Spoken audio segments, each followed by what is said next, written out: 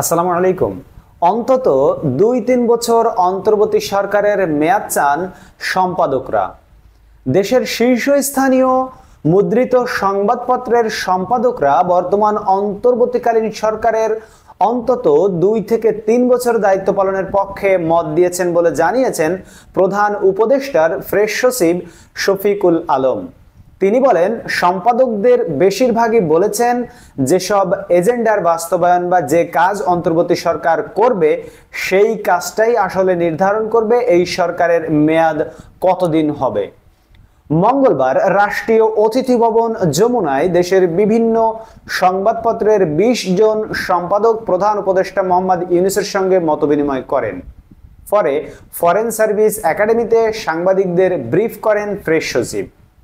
এ সময় শফিকুল আলম আরো বলেন, বিভিন্ন রকম কথা এসেছে, সর্বনিম্ন যে সময়টা এসেছে ২ বছর, যাতে এই অন্তর্বর্তী সরকারের মেয়াদ হয়। অনেকে আবার ২ থেকে ৩ বছরের কথা বলেছেন।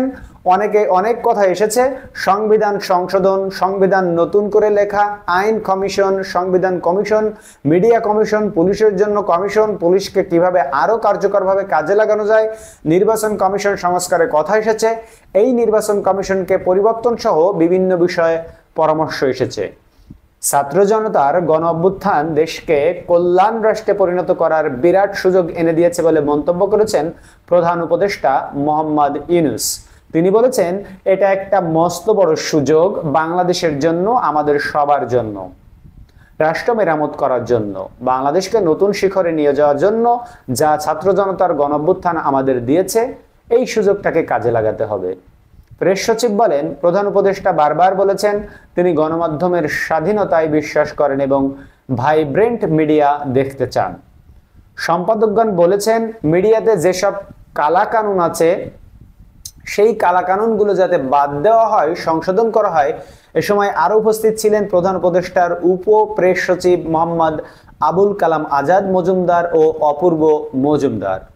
আলোচনা শেষে বেরিয়ে উপস্থিত সাংবাদিকদের ডেইলি স্টার সম্পাদক মাহফুজ আনাম বলেন, বিটিভি, বিএসএস এবং রেডিওর মতো যেসব সংবাদ মাধ্যম সরকারের নিয়ন্ত্রণে রয়েছে সেসব প্রতিষ্ঠানকে স্বায়ত্তশাসন দেওয়ার দাবি তিনি মতবিনিময়ে জানিয়েছেন। আমরা কতগুলো গুরুত্বপূর্ণ সংস্কার আশা করছি।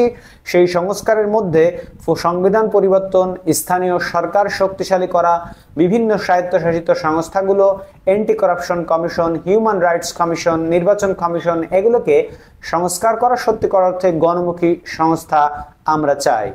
তিনি বলেন, নির্বাচন কমিশন যাতে ভবিষ্যতে ভোটারদের চিন্তার প্রতিফলন ঘটান এরকম একটা সংস্থা চাই। আমরা এমন দুর্নীতি দমন কমিশন চাই যেন তারা স্বাধীনভাবে দেশের দুর্নীতি দমন করতে পারে। ডিজিটাল সিকিউরিটি আইন, সাইবার সিকিউরিটি আইনের মধ্যে সাংবাদিক নিপীড়নের যে অধ্যায়গুলো আছে সেগুলো কার্যকর হবে না, এমনটা যাতে ঘোষণা করা হয়। এটা সংস্কারের জন্য ওনারা সময় নিয়ে করতে পারেন। আলোচনায় যোগ দেন ডেইলি স্টার সম্পাদক মাহফুজ আনাম, প্রথম আলো সম্পাদক মতিউর রহমান, নিউ এজ সম্পাদক নুরুল কবির, দৈনিক যুগান্তর সম্পাদক সাইফুল আলম, সংবাদ সম্পাদক আলতামাস কবির, ইত্তেফাক সম্পাদক তাসমিমা হোসেন, ফিনান্সিয়াল এক্সপ্রেস সম্পাদক শামসুল হক জাহিদ, বিজনেস স্ট্যান্ডার্ড সম্পাদক ইনাম আহমেদ, কালের কণ্ঠের হাসান হাফিজ, আমাদের সময় সম্পাদক আব্দুল মোমেন, ঢাকা ট্রিবিউনের সম্পাদক জাফর সোবহান, বণিক বার্তার সম্পাদক দেওয়ান হানিফ মাহমুদ, প্রতিদিনের বাংলাদেশ সম্পাদক মুস্তাফিজ শফি, দেশ রূপান্তর সম্পাদক মুস্তফা মামুন, কালবেলা সম্পাদক সন্তোষ শর্মা, দৈনিক আজাদী সম্পাদক এম এ মালেক, দৈনিক পূর্বকোণ সম্পাদক ডক্টর ম রমিজউদ্দিন, দৈনিক কয়তর সম্পাদক মোজাম্মেল হক, বাংলাদেশ সংবাদ সংস্থার ব্যবস্থাপনা পরিচালক ও প্রধান সম্পাদক মাহবুব মোর্শেদ উপস্থিত ছিলেন। তো সকলের একটাই কথা, সেটি হলো এই সরকার যেন অন্তত ২-৩ বছর থেকে সবগুলো সংস্কার করে যায়, সব প্রতিষ্ঠানগুলো রাষ্ট্রের। ধন্যবাদ সবাইকে ভিডিওটি দেখার জন্য। আমাদের পরবর্তী ভিডিও দেখতে চাইলে আমাদের চ্যানেলটিকে সাবস্ক্রাইব করে রাখুন এবং আমাদের ভিডিওতে একটি লাইক দিতে ভুলবেন না। আমরা আপনাকে বাংলাদেশের ঘটে যাওয়া সকল খবর সবসময় আপডেট দিয়ে থাকি। আল্লাহ হাফেজ।